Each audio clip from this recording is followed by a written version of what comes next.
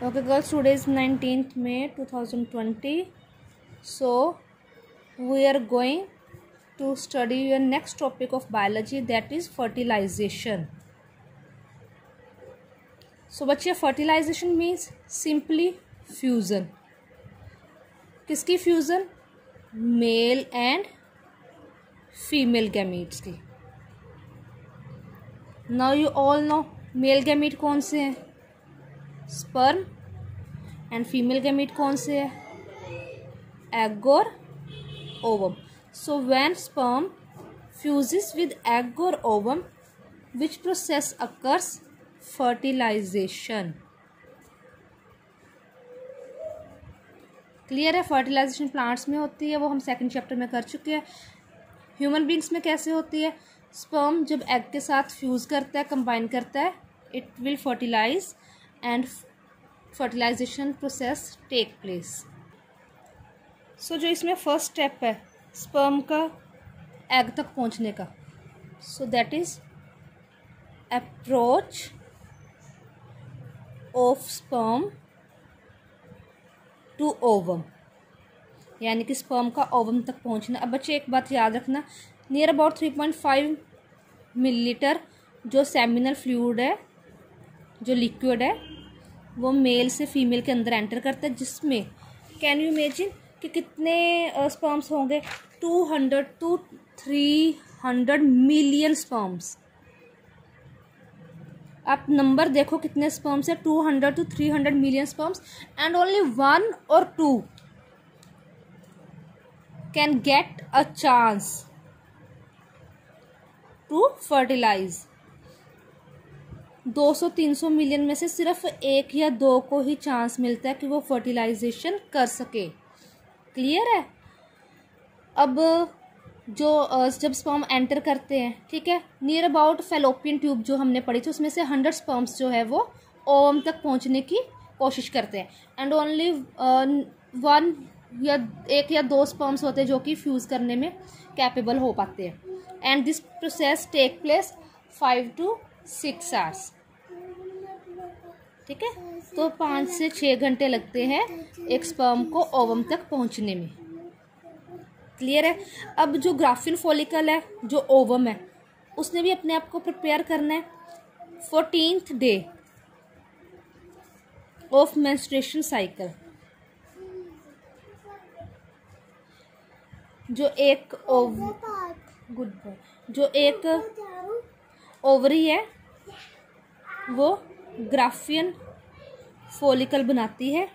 Graafian follicle means बेटा जो पूरी तरह से एग प्रिपेयर है, किस चीज़ के लिए? फर्टिलाइजेशन के लिए.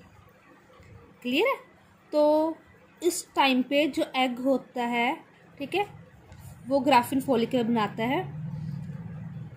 उसके बाद जब स्पर्म इसके साथ आकर कंबाइन करता है तो फर्टिलाइजेशन होती है. ठीक है, अब फर्टिलाइजेशन से पहले एक तो स्पर्म ओवम तक पहुंचना चाहिए, अब वो पहुंच गया. सेकंड क्या है? Penetration of sperm. अब स्पर्म को पेनिट्रेट करना है, यानी कि एंटर करना है. किसके अंदर? एग के अंदर. तो स्पर्म जो है वो एग के अंदर एंटर करने से पहले, ठीक है, वो क्या करता है? एक केमिकल मैकेनिज्म करता है. Chemical mechanism means acrosomal reaction होती है. अब एक्रोसोमल रिएक्शन क्या है? देखिए, ये स्पर्म है, ठीक है, इसकी जो टिप है जिसे हम एक्रोसोम कहते हैं, वो क्या करता है? केमिकल रिलीज़ करता है. ठीक है, जब वो केमिकल रिलीज़ होता है, ठीक है, वो उस केमिकल का नाम है लाइसिन. ठीक है, ये क्या करता है? ये एग को रप्चर करने में हेल्पफुल होता है. जब एग रप्चर होता है, ठीक है, स्पर्म के अंदर से जो सेल है या जो मेल गैमीट है, वो अंदर जाके इसके फीमेल गैमीट के साथ कंबाइन कर जाते हैं. क्लियर है बेटा? और जो एंजाइम इस काम को हेल्प करने में हेल्पफुल होता है, यानी कि जो एग का आउटर पोर्शन है, जिसे हम बोलते हैं कोरोना, ठीक है, उसके अंदर जो एंजाइम हेल्पफुल होता है, उस एंजाइम का नाम है हाइलुरोनिडेज. ये लास्ट टाइम पेपर में क्वेश्चन आया था कि एक्रोसोम के पास कौन सा एंजाइम रिलीज होता है जो कि डिज़ोल्व करता है. किस चीज़ को डिज़ोल्व करता है? एग के अपर पार्ट को. ठीक है। अब हो गया, अब पेनिट्रेशन होगी स्पर्म की एग के अंदर, ठीक है। इसके अंदर 2-3 प्रोसेसेस आती है, वो आप उसमें से पढ़ लीजिए, मैं आपको नोट सेंड करूँगी। 4th पॉइंट इसका क्या है, दैट इज़ दी नहीं, 2nd पॉइंट पेनिट्रेशन हो गया। 3rd है कॉर्टिकल रिएक्शन।